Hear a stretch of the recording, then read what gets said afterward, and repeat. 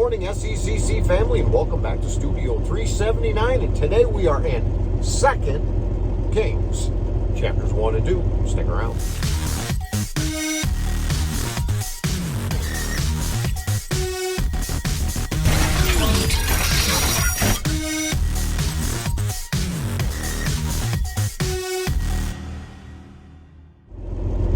Second Kings chapter 1. After the death of Ahab, Moab rebelled against Israel. Now Ahaziah fell through the lattice in his upper chamber in Samaria and lay sick. So he sent messengers telling them, "Go inquire of Baal-zebub, the god of Ekron, whether I shall recover from the sickness." But the angel of the Lord said to Elijah the Tishbite, "Arise, go and meet the messengers of the king of Samaria, and say to them, It is because there is no God in Israel that you are going to inquire of Baal-zebub, the god of Ekron. Now, therefore, thus says the Lord, you shall not come down from the bed to which you have gone up, but you shall surely die." So Elijah went. The messengers returned to the king, and he said to them, "Why have you returned?" And they said to him, "There came a man to meet us, and he said to us, Go back to the king who sent you, and say to him, Thus says the Lord, it is because there is no God in Israel that you are sending to inquire of Baal-zebub, the god of Ekron. Therefore you shall not come down from the bed to which you have gone up, but you shall surely die." He said to them, "What kind of man was he who came to meet you and told you these things?" They answered him, "He wore a garment of hair with a belt of leather about his waist." And he said, "It is Elijah the Tishbite." Then the king sent to him a captain of 50 men. With his 50, he went up to Elijah, who was sitting on the top of a hill, and said to him, "O man of God, the king says, Come down."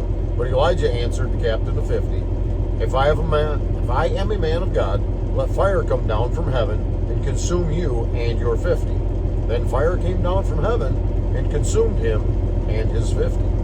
Again the king sent to him another captain of 50 men with his 50, and he answered and said to him, "O man of God, this is the king's order, come down quickly."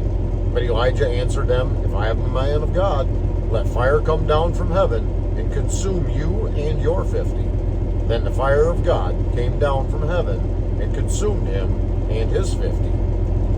Again the king sent the captain of a third 50 with his 50, and the third captain of 50 went up and came and fell on his knees before Elijah and entreated him, "O man of God, please let my life and the life of these 50 servants of yours be precious in your sight." Behold, fire came down from heaven and consumed the 2 former captains of 50 men with their 50s, but now let my life be precious in your sight. Then the angel of the Lord said to Elijah, "Go down with him, do not be afraid of him." So he arose and went down with him to the king, and said to him, "Thus says the Lord, because you have sent messengers to inquire of Baal-zebub, the god of Ekron, it is because there is no God in Israel to inquire of his word. Therefore you shall not come down from the bed to which you have gone up, but you shall surely die." So he died, according to the word of the Lord that Elijah had spoken. Jehoram became king in his place in the 2nd year of Jehoram, the son of Jehoshaphat, king of Judah, because Ahaziah had no son. Now the rest of the acts of Ahaziah that he did, are they not written in the book of the Chronicles of the kings of Israel? Chapter 2. Now when the Lord was about to take Elijah up to heaven by a whirlwind, Elijah and Elisha were on their way from Gilgal, and Elijah said to Elisha, "Please stay here, for the Lord has sent me as far as Bethel." But Elisha said, "As the Lord lives, and as you yourself live, I will not leave you." So they went down to Bethel. And the sons of the prophets who were in Bethel came out to Elisha and said to him, "Do you know that today the Lord will take away your master from over you?" And he said, "Yes, I know it. Keep quiet." Elijah said to him, "Elisha, please stay here, for the Lord has sent me to Jericho." But he said, "As the Lord lives, and as you yourself live, I will not leave you." So they came to Jericho. The sons of the prophets who were at Jericho drew near to Elisha and said to him, "Do you know that today the Lord will take away your master from over you?"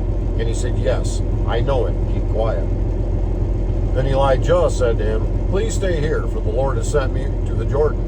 But he said, "As the Lord lives, and as you yourself live, I will not leave you." So the two of them went on. 50 men of the sons of the prophets also went and stood at some distance from them. And they both were standing by the Jordan. And Elijah took his cloak and rolled it up and struck the water. And the water was parted to one side and to the other, till the two of them could go over on dry ground. When they had crossed, Elijah said to Elisha, "Ask what I shall do for you before I am taken from you." And Elisha said, "Please let there be a double portion of your spirit on me." And he said, "You have asked a hard thing. Yet, if you see me as I am being taken from you, it shall be so for you. But if you do not see me, it shall not be so." And as they still went on and talked, behold, chariots of fire and horses of fire separated the two men. And Elijah went up by a whirlwind into heaven. And Elisha saw it, and he cried, my father, the chariots of Israel and its horsemen." And he saw him no more. Then he took hold of his own clothes and tore them in two pieces. And he took the cloak of Elijah that had fallen from him and went back and stood on the bank of the Jordan.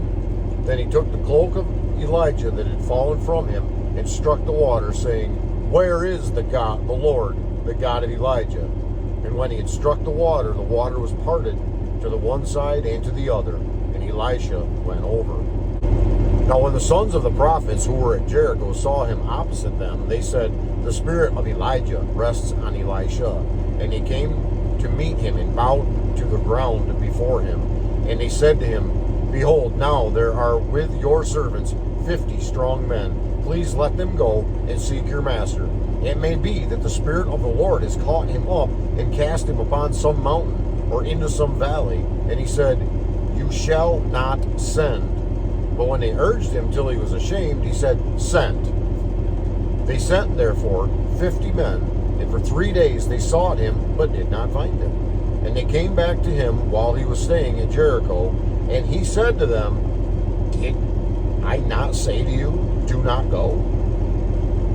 Now the men of the city said to Elisha, "Behold, the situation of this city is pleasant, as my Lord sees, but the water is bad, and the land is unfruitful." He said, "Bring me a new bowl, and put salt in it." So they brought it to him, and he went to the spring of water, and threw salt in it, and said, "Thus says the Lord, I have healed this water. From now on, neither death nor miscarriage shall come from it." So the water has been healed to this day, according to the word that Elisha spoke. He went up from there to Bethel, and while he was going up on the way, some small boys came out of the city and jeered at him, saying, "Go up, you bald head! Go up, you bald head!" And he turned around, and when he saw them, he cursed them in the name of the Lord. And 2 she-bears came out of the woods and tore 42 of the boys. From there he went on to Mount Carmel, and from there he returned to Samaria. It's going to wrap up our reading today in 2 Kings chapters 1 and 2. Lord willing, we'll be right back here again tomorrow, and we will be digging farther and reading more and more into God's holy word. Very exciting, each book that goes by, all the way into 2 Kings, now the 13th book of the Bible. We're making our way. So until we get together again tomorrow, I would just ask that the Lord would richly bless you. Yes, you. Have a great and godly day, and I will see you tomorrow.